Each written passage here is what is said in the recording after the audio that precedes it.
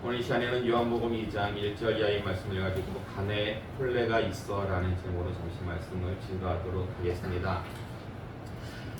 지금 우리가 살펴보고 있는 가나의 혼인잔치는요, 예수님의 첫 번째 이적이자 표적이었습니다. 그런데 보통 첫 번째라는 것은 무엇을 시사합니까? 첫 번째라는 것은 가장 중요하다는 것을 시사합니다. 그럼 왜 예수님은 첫 번째 이적과 표적을 가나의 혼인잔치에서 베푸신 걸까요?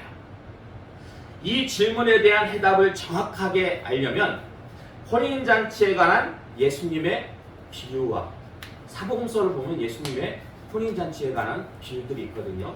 그 비유와 그리고 당시 유대인들의 결혼 풍습을 알아야 합니다. 그래서 지난주일 오전 시간에 유대인들의 결혼 풍습을 살펴봤는데요. 유대인들은 결혼식에 앞서서 무엇을 행합니까? 약혼식을 합니다. 약혼식. 그럼 약혼식은 하는 장소가 어디입니까? 신랑 집입니까? 신부 집입니까? 신부 집에서 했습니다. 신부 집에서. 이것이 주는 영적인 의미는 무엇일까요? 이것이 주는 영적인 의미. 보세요. 우리의 신랑, 영적인 신랑은 누굽니까? 우리의 영적인 신랑. 예수님이죠. 예수님이 언제 오셨어요? 지금으로부터 약 2000년 전에 유대 땅, 지금으로 말하면 이스라엘 땅, 예루살렘의 베들레헴에 오셨습니다. 왜 오셨어요, 그분이? 왜 오셨어요? 우리를 구원하시기 위해서 오셨는데 이 결혼식 혼인잔치의 비유를 하면 우리와 무엇하러 오셨다? 약혼하러 오신 거예요. 그래서 앞으로 주님이 다시 오십니다. 예수님이 다시 오시면 우리는 예수님과 무엇을 거행해요? 결혼식을 합니다. 결혼식을. 쉽게 비유하면 그거예요. 2000년 전에 오신 예수님은 우리와 약혼하러, 그러니까 영적인 신부가 우리가 이 땅에 살고 있잖아요. 근데 예수님은 하늘나라 천국에 살고 계셨잖아요. 약혼식은 신부의 집에서 하니까 예수님께서 이 땅에 오셨던 거예요. 그리고 이제 장차 오실 예수님과 더불어서 우리는 결혼식을 하게 된다라는 것입니다. 근데요, 약혼식에 신랑이 꼭 가져와야 되는 게 있었어요. 약혼식 때. 그게 뭘까요? 결혼 지참금. 결혼 지참금. 그럼 예수님이 가져오신 결혼 지참금은 뭘까요? 예수님이 가져오신 결혼 지참금. 예수님이 가져오신 결혼 지참금은요, 돈으로 환산할 수가 없는 거였어요. 왜냐면은 성자 하나님 대신 예수님께서 자신의 생명값을 가져오셨어요. 자신의 생명값을 결혼 지참금으로 가져오셨다라는 것입니다. 그래서 예수님의 생명값으로 말미암아 이제 우리는 죄와 사망에서 해방이 되어가지고 예수님의 영적 신부가 되므로 우리의 소유권이 누구에게 완전히 넘어갔어요? 약혼자이신 예수님께 완전히 넘어갔다. 우리는 예수님과 더불어서 약혼한 사이예요. 목사님, 저 결혼한 지가 얼마인데요? 그거는 육적인 결혼이고 육적인 결혼 말고 영적인 결혼. 예? 영적인 약혼식을 여러분은 지금 거행한 상태입니다. 예. 그래서 신랑 대신 예수님과 결혼식을 거행하기까지 우리가 가져야 할 것이 무엇입니까? 이제 우리가 가져야 할 게 뭐예요? 그렇죠. 어떤 준비를 해야 됩니까? 어떤 준비를? 신랑 맞을 준비. 그 다른 얘기로 하면은 예수님이 오실 때까지 약혼한 사람은 무엇을 지켜야 돼요? 정절. 그렇죠. 영적인 순결을 지켜야 된다는 것입니다. 영적인 순결. 자, 그러면 어떻게 하는 것이 영적인 순결을 지키는 걸까요? 어떻게 하는 것이 영적인 순결? 육적으로는 세상에서는 결혼할 사람들끼리 약혼식을 하고 결혼식 하기까지 어떻게 정조를 지킵니까? 어떻게 순결을 지켜요? 외간 남자를 만나지 않잖아요. 바람 피우지 않잖아요. 그게 그게 육적으로는 순결을 지키는, 정조를 지키는 건데, 그럼 영적으로 순결을 지킨다라는 것은 어떻게 하는 것인가? 그것을 알기 위해서 지난 주일 오후 시간에 열 처녀의 비유를 살펴봤습니다. 열 처녀의 비유 기억나시죠? 5명의 처녀, 미련한 처녀 5명이 있었고 슬기로운 처녀 5명이 있었습니다. 근데 이 10처녀가 둘 다 준비한 것이 있었는데 그 준비한 게 무엇이었습니까? 등은 준비했어요. 미련한 5처녀나 슬기로운 5처녀나 둘 다 등은 준비했는데 어디에서 차이가 났어요? 그렇죠. 기름을 갖다가 미련한 5처녀는 등만 준비하고, 아니 등만 있으면 뭐합니까? 불을 밝히려면은 안에 기름이 있어야 되는데 기름을 준비 못했던 거예요. 그러나 슬기로운 처녀는 등뿐만 아니라 기름도 준비했다라는 것입니다. 그럼 여기서 그 기름과 등은 무엇을 상징하는 걸까요? 기름과 등은, 자, 지난 시간에 말씀을 드렸는데요. 자, 이 비유에서, 이건 비유에서 등은요, 경건의 형식입니다. 경건의 형식. 그리고 기름은 경건의 능력이에요. 더 쉽게 얘기하면은, 오늘날로 얘기하면은, 주일날 여러분처럼 교회 가는 사람들을 뭐라고 불러요?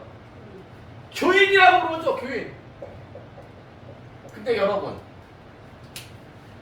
주일날 교회 간다고 다 천국 갑니까? 그건 아니더라고요. 왜냐면은 예수님께서도 분명히 말씀하시기를 이 신자 중에서 나뉘어져요. 무엇과 무엇으로 나뉘어집니까? 자, 양신자가 있으면 또 어떤 신자가 있다? 염소 신자가 있어요. 어떤 게 좋은 거예요? 양이 좋은 거죠. 양은 온순하잖아요. 그게 잘 따르잖아요. 염소는 어때요? 들이받아요. 교회 안에도 여러분 착한 사람만 있는 게 아니에요. 아유, 저 인간만 없습니다. 저 인간만 없으면 신앙생활 할 만한데, 근데 여러분 어떤지 아십니까? 그 인간 떠나잖아요? 어때요? 또 다른 염소가 들어와요. 대기하고 있다가 다른 염소가 들어와. 어쩔 수 없어. 왜냐? 예수님께서 그렇게 말씀하셨으니까. 교회 안에는 양만 있는 게 아니에요. 양과 염소도 있고 알곡신자 혹은 그리고 알곡과 반대되는 게 뭐예요? 축정이 다른 말로 가라지. 가라지는 먹을 게 없어요. 먹으려면 알곡을 먹어야죠. 알곡이 좋은 거잖아요. 그러니까 교회 안에는 양신자 그리고 알곡신자가 있는 반면에 염소신자, 가라지신자. 누가 천국에 들어갑니까?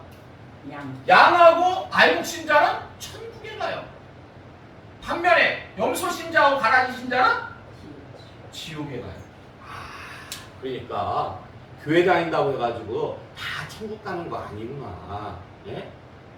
경건에 능력이 있어야 된다는 거예요. 경건의 능력. 경건의 내용적으로 볼 때. 저 사람이 진짜 예수님 말씀대로 착하게 살았는지, 아니면 예수님 말씀하고 상관없이 지 마음대로 산 사람들이 염소신자, 가라지신자예요. 근데 성경에서 말씀하시는 대로 그 말씀대로 착하게 산 사람들이 양신자, 알곡신자, 이런 사람들은 천국에 가요. 그러니까 여러분, 에휴, 뭐 교회 다닌다고 해가지고, 저런 게 무슨 교회 다녀? 나 저런 사람이 교회 다니면 나 교회 안 가. 그런 사람 때문에 여러분 실족하지 마세요. 실망하지 마세요. 왜냐하면 교회 안에는 양신자뿐만 아니라 염소신자도 있기 때문에 그런 사람들이 세상에 나가서 자기가 교회 다닌다고 하면서 못된 짓 하는 사람들 많이 있어요. 그러니까 그렇구나. 교회 안에도 착한 사람만 있는 게 아니구나. 라는 것을 갖다가 여러분들 꼭 명심하시기 바랍니다. 자, 그리고 이 경건의 능력, 기름에 해당하는 경건의 능력은 또 다른 말로 얘기하면 성령이라고 말할 수가 있습니다. 성령이라고. 왜냐면은 우리가 경건의 능력을, 우리가 착한 행실을 갖다가 할 수 있는 그 힘의 원천이 어디서 나오기 때문이다? 성령이 주시기 때문이다. 성령이 주시기 때문에. 그래서 열처녀 비유의 핵심은 무엇이냐? 성령의 인도하심에 따라서 세상의 빛과 소금이 되라는 것이 바로 열처녀 비유의 핵심이었습니다. 근데 이것이 무엇이다? 이것이 성령의 인도하심에 따라 세상의 빛과 소금이 되는 것이, 이것이 바로 뭐다고? 뭐라고요? 이것이 바로 영적인 순결을 갖다가 정조를 지키는 방법이에요. 영적인 순결을 갖다가 지키는 게 뭐냐? 성령의 인도하심에 따라서 세상의 빛과 소금으로 그렇게 착하게 사는 것이 바로 영적인 순결을 갖다가 지키는 거예요. 그러니까 여러분 오해하시면 안 돼요. 자칫 오해하면은 바람 피지 않는 게 영적인 순결을 갖다가 지키는 거다? 세상에서 맞아요. 맞는 말이에요. 물론 교회 안에서도 맞아요. 교회 안에서도. 왜냐면은 교회 다니다가 절에 가면 됩니까? 목사하다가 스님하면 돼요? 같은 동종업계니까 목사하다가 박수부다 하면 돼요? 아니, 자기들은 동종업계라고 생각해. 동종업계, 동종업계라고. 서강성 목사님이 그랬다잖아요. 전도사 시절에 서강성 목사 아시죠? 분당에 있는 새들계 엄청나게 큰 교회.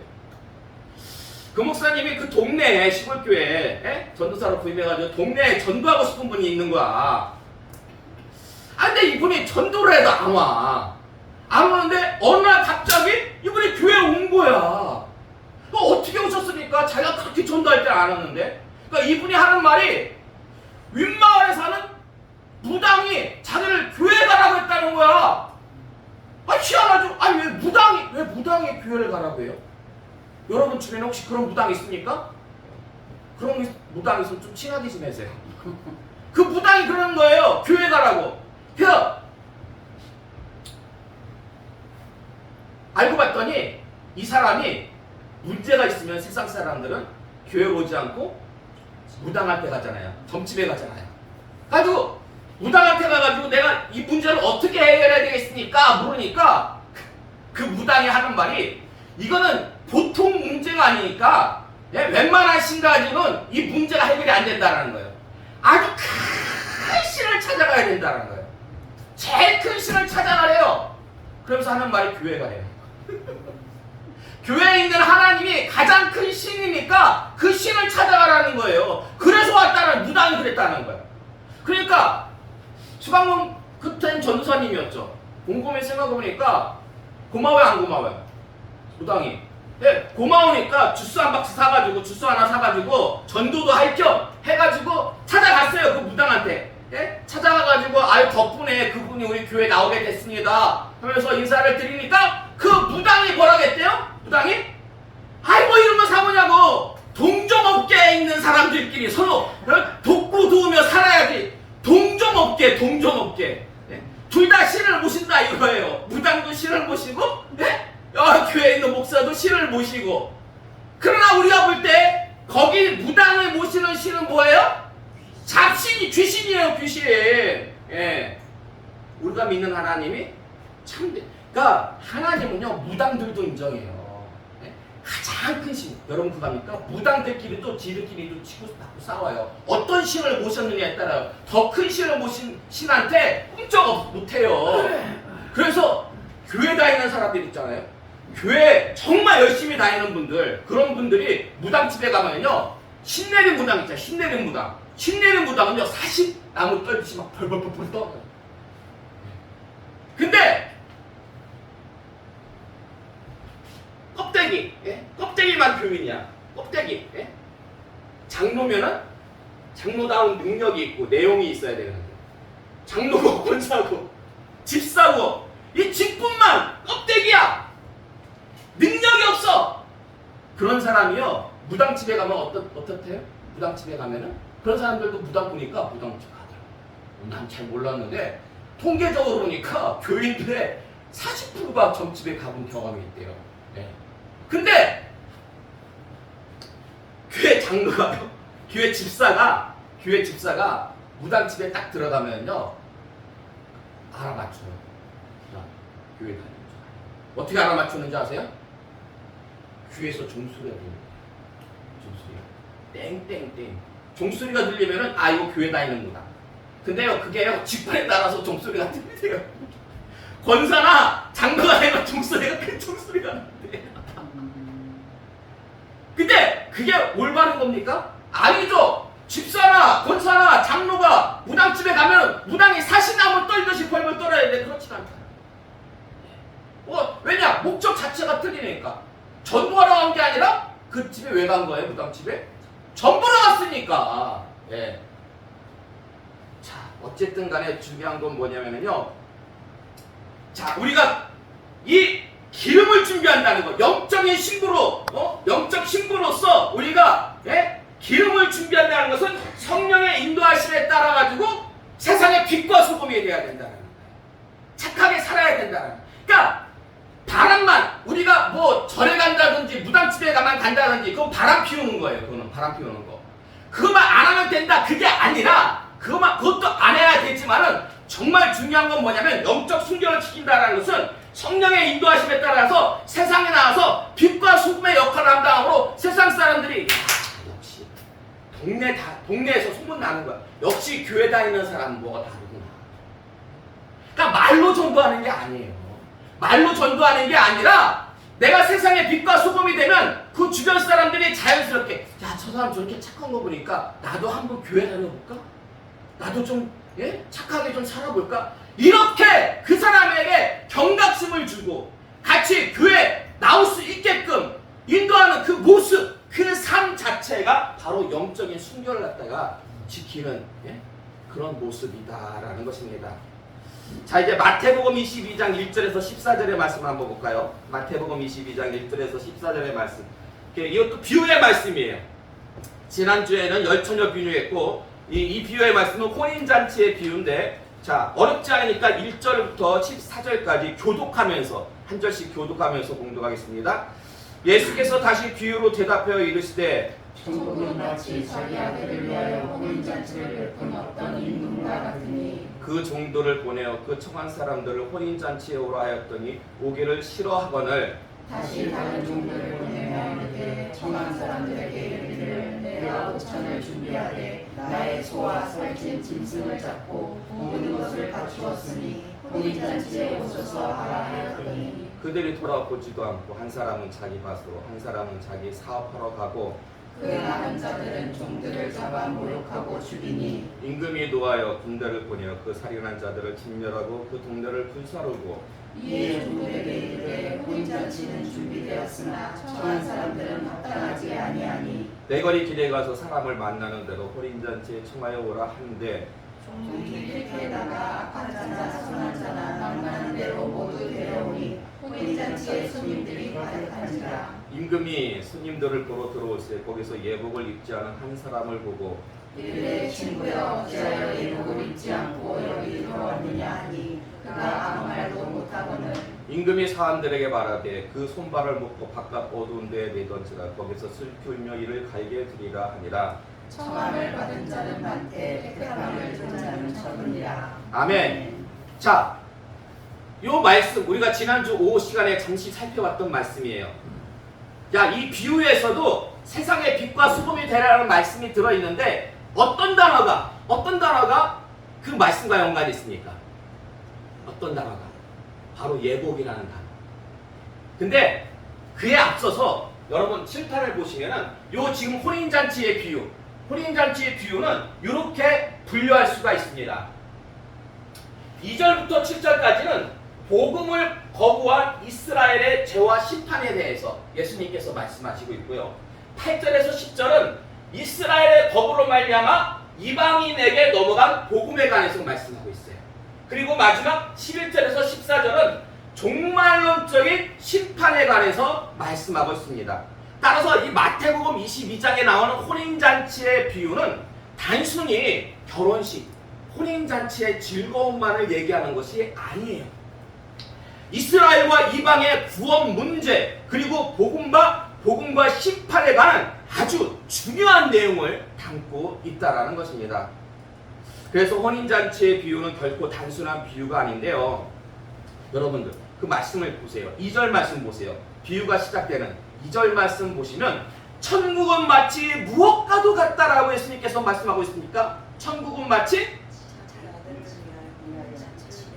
그러니까 한마디로 요약한 거예요. 천국은 무엇이다? 혼인잔치. 자, 여러분 잘 보세요.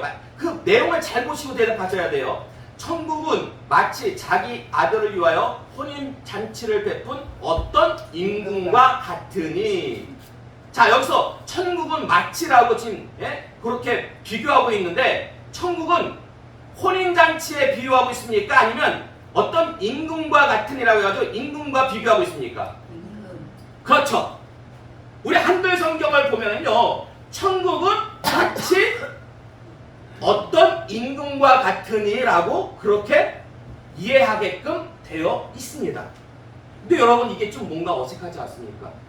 보세요. 천국은 사람입니까? 장소입니까? 천국은 장소죠. 임금은 사람입니까? 장소입니까? 사람이죠. 그러니까 지금 천국은 임금과 같으니라고 하면은 장소가 사람이라는 거예요. 천국은, 이건 장소를 얘기하면서 임금과 같으니, 그건 사람을, 그러니까 장소가 사람이라는 게 뭔가 좀 이상하잖아요. 장소가 사람이다? 그래서 공동번역, 이 공동번역이라는 건 뭐냐면 성경 번역본 중에 하나인데, 이 카톨릭 신학자들하고 이 개신교 신학자들이 합해서 번역한 게 바로 공동번역이에요. 근데 공동번역은 이렇게 번역하고 있습니다. 하늘나라는 어떤 임금이 자기 아들의 혼인잔치를 베푼 것에 비길 수 있다. 그래서 공동번역은 천국을 혼인잔치에 강조점을 두고 비교하고 있습니다. 그러니까 우리가 지금 보고 있는 개정개혁은요, 천국 입고로 어떻게 되어 있냐면은, 어떻게 이해하게끔 되어 있냐면, 천국이 임금인 것처럼 그렇게 이해하도록 우리 한글 개정개혁 성경은 그렇게 되어 있습니다. 근데 공동번역은요, 천국이 무엇이다? 혼인잔치다. 이런 식으로 이해가끔 번역되어 있습니다. 여러분이 보실 때 어떤 것이 맞는 것 같아요? 네? 대부분의 사람들이 볼 때, 아, 천국은 임금? 이게 약간 좀 이상한데? 천국이 혼인잔치? 이 혼인잔치에 비우니까, 아, 이게 좀 더 맞는 것이 아닐까라고 그렇게 얘기를 하는데, 사실 둘 다 맞지 않는 해석이에요. 원어적으로 볼 때. 원어적으로 볼 때 둘 다 맞지 않는 해석입니다. 이게 무슨 말씀이냐면, 지금 예수님의 비유는요, 천국을 단지 임금님이나 혼인잔치로 비교함이 아니에요. 7, 8에도 있듯이 지금 이 혼인잔치의 비유는요, 어떤 혼인잔치의 즐거움만을 갖다가 얘기하는 게 아니에요. 그 안에 보니까 복음을 거부한 이스라엘의 죄와 심판에 대해서 얘기하고 있고요, 이스라엘의 거부로 이방인에 넘어간 복음에 대해서 말하고 있고요, 종말론적인 심판에 대해서도 얘기하고 있다라는 것입니다. 그러므로 이 혼인잔치의 비유에서 천국은 어떤 사람이나 장소를 갖다가 얘기하고 있는 것이 아니라 비유 전체를 말씀하고 있는 거예요. 좀 더 쉽게 말씀드리냐면요, 이 혼인잔치의 비유에서 예수님이 말씀하시고자 하는 의도, 예수님께서 말씀하시고자 하는 의도는 임금님, 하나님을, 혼주이신 하나님을, 천국의 주인이신 하나님을 얘기하고자 함이 아니에요. 혼인잔치 자체를 얘기하고자 함이에요. 그럼 무엇을 얘기하고자 하느냐? 예수님께서 말씀하고자 하시는 말은 누가 들어가는가? 혼인잔치에 누가 참석하는가? 누가 들어갈 수 있는가를 갖다가 지금 예수님께서는 키포인트를 갖다가 두고 말씀하고 있다는 것입니다. 자, 혼인잔치에 들어가려면 먼저 무엇을 받아들여야 돼요?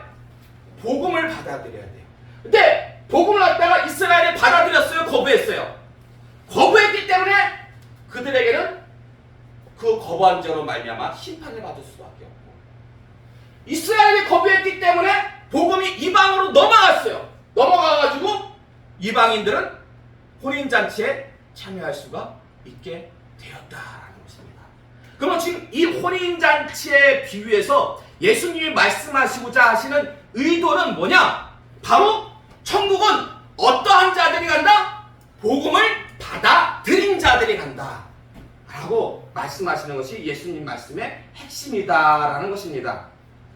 자, 계속해서 3절에서 4절의 말씀을 보시면은요, 이 혼인잔치에 참석한 자들이 3절 말씀, 3절과 4절 말씀 다시 한번 읽어볼까요? 3절과 4절 우리 함께 다시 한번 봉독하겠습니다. 시작. 그 종들을 보내어 그 청한 사람들을 혼인잔치에 오라 하였더니 오기를 싫어하거늘 다시 다른 종들을 보내며 이르되 청한 사람들의 이르기를 내가 오찬을 준비한데 나의 소와 살찐 짐승을 잡고 모든 것을 갖추오니 혼인잔치에 오소서 하라 하였더니 5절 말씀까지 보겠습니다. 그들이 돌아보지도 않고 한 사람은 자기 밭으로 한 사람은 자기 사업하고, 자 6절도 같이 보겠습니다. 그 남은 자들은 종들을 잡아 모욕하고 죽이니. 아멘.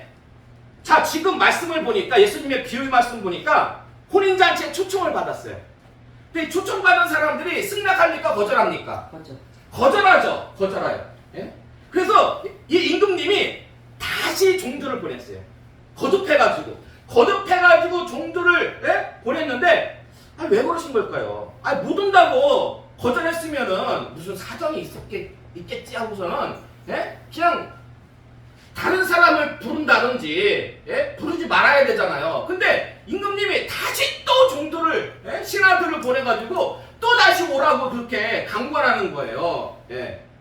그래서 5절 말씀 보니까 못 오겠다고 거절한 사람들이 무슨 사정이 있었냐면 일하러 가야 돼. 밭에 일하러 가야 돼. 지금 막, 예? 그동안에 비가 안 와가지고 농작물이 다 죽게 생겼는데 마침 그날 막 비가 오는 거야. 예? 그래가지고 빨리 가가지고 지금 밭에 가서 일해야 돼요. 그리고 중요한 사업 약속이 있어. 이거 이날 안 가면은 크게 내가 손해를 봐. 예. 그래서 사업을 하러 가야 돼. 그래서 거절했던 거야. 예. 그럼 여러분, 이 사람들한테 이 임금님의, 물론 임금의 혼인잔치니까, 그 아들의 혼인잔치니까 아주 성대하고 중요하겠죠. 근데 그에 못지않게 지금 임금님 아들보다는 내 자신이 중요한 거 아니겠어요? 내 가정이? 예. 내 사업이 더 중요한 거 아니겠어요? 거절 분명했거든요? 근데 이 사람들한테 그러면 문제가 있는 걸까요? 없는 걸까요? 예? 이 사람들한테 죄가 있습니까? 없습니까? 예? 거절을 분명히 했잖아요. 못 간다고. 내가 사정이 있어가지고. 예? 물론 6절 말씀 보시면은 어떤 사람들은 거절만 한 게 아니라 그 신하들, 종들을 갖다가 모욕하고 심지어 야 임마 내가 못 간다고 했잖아. 왜 또 와가지고 지금 바빠 죽겠는데 야 얘네들 멍석말이 시켜. 예? 그런 사람들도 있었어요. 근데 물론 그 사람들은 잘못한 거죠. 너무 심하게. 예? 그렇지만 분명히 밭에 일하러 가고 사업하러 간 사람들은 사정이 있어서 못 간다고 얘기했던 사람들인데, 아니 이 사람들 과연 잘못한 사람들일까요? 이 사람들도? 예? 여러분 생각 어떠세요? 여러분 생각 잘못한 거예요. 이 사람들도 잘못한 거예요. 예.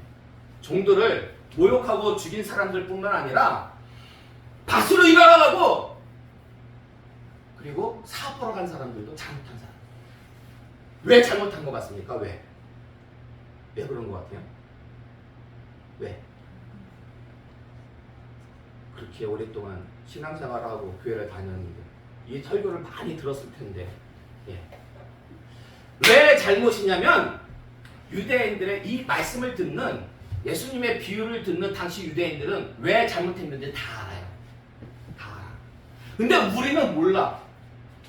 왜 모르는지 아십니까? 풍습이 다르기 때문에 그래요. 그 나라 풍습하고 우리나라 풍습이 다르기 때문에 그래요. 유대인들의 결혼 풍습은요, 결혼하기 수일 전에, 한 일주일 전쯤이나 혹은 한 달이나 몇 개월 전쯤에 미리 사람을 보내. 미리 종들을 보내가지고 혹시 그날이 결혼식인데 그날 와주실 수 있습니까? 해가지고 미리 승낙을 하고, 미리 승낙을. 그래가지고 결혼식 당일날이 되면 그 아침에 다시 종들을 보내. 오늘이 바로 결혼식인 거 잊어먹지 않으셨죠? 네. 꼭 와주시기 바랍니다.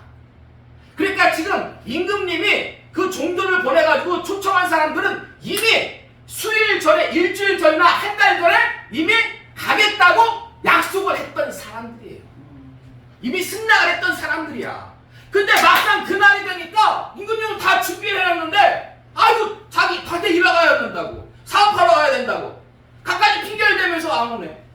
그래서 그러지 말고 꼭 와주세요. 다시 종들을 보내니까 이번엔 그 종들을 모욕하고 잡아 죽이는 거예요. 그러니까 임금님 화가 나 있어 안 나요? 임금님이 화가 나죠. 그래서 군대를 보내요. 군대를 보내가지고 그 자들을 갖다가 싸그리 잡아가지고 죽이고 그 동네를 갖다가 아예 불살해버려요. 근데요, 역사적으로 이런 일이 실제로 일어났어요. 역사적으로. 이게 지금 무엇을 비유한 거예요? 무엇이 생각나요, 여러분? 예루살렘. 이스라엘이 복음을 갖다가 거부했잖아요. 이스라엘이 복음을 거부해가지고요, 복음이 이방으로 넘어갔잖아요. 근데 복음을 갖다가 거부했기 때문에 그 복음을 갖다가 분이 하나님께서 이스라엘을 먼저 선택하사 구원을 주시기 위해서 복음을 갖다가 복음의 자리로 초청했는데 이들이 복음을 갖다가 무시하고 복음 대신 예수님을 잡아 죽여버린 거야. 그래가지고 하나님께서 세상 군대를 갖다가, 그 세상 군대가 뭐예요? 로마죠, 로마. 세상 군대. 그래가지고 AD 70년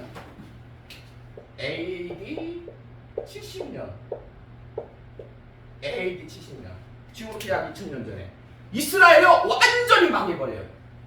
예루살렘이 완전히 로마의 디투스 장군에 의해가지고 완전히 망해버려요.